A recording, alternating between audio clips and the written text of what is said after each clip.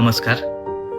प्रत्याहार हा महर्षी पतंजली यांनी सांगितलेला 5वा योग आहे. प्रत्याहार म्हणजे इंद्रिय आणि चित्त यांना एक करण्याची अवस्था. इंद्रिय ही 10 प्रकारची आहेत. 5 कर्मेंद्रिय आहेत आणि 5 ज्ञानेंद्रिय आहेत. ज्ञानेंद्रियाच्या माध्यमातून प्रामुख्याने आपण बाह्य विषयाकडे आकर्षित होतो, किंबहुना बाह्य विषय आपण चित्तापर्यंत पोहोचवित असतो.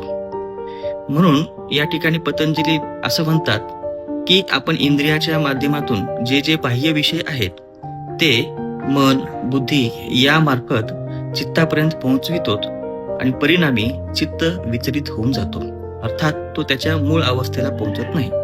म्हणून महर्षी पतंजलींना असं वाटतं की आपण आपल्या इंद्रियांचे जे विषय आहेत त्याला कुठतरी रोखलं पाहिजे. याचा अर्थ इंद्रियाच्या माध्यमातून ज्या ज्या विषयांना आपण ग्रहण करतो ते ग्रहण करू नये असं होत नाही, तर आपण जे विषय ग्रहण करतो त्याला कुठं ना कुठं मर्यादित स्वरूपात आपण ठेवलं पाहिजे.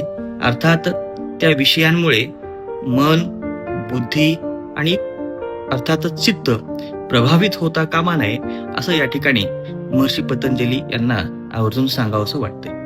म्हणून आपण दैनंदिन जीवनामध्ये जे जे काही विषय येतात त्या विषयांना ग्रहण करणारच आहोत, परंतु ग्रहण करत असलेले सर्व ते विषय आपण जाणीवपूर्वक चित्ताकडे जाणार नाहीत याची काळजी घेणं फार आवश्यक असतं. अन्यथा चित्ताची जी मूळ अवस्था आहे ती त्याला कधीही प्राप्त होऊ शकत नाही.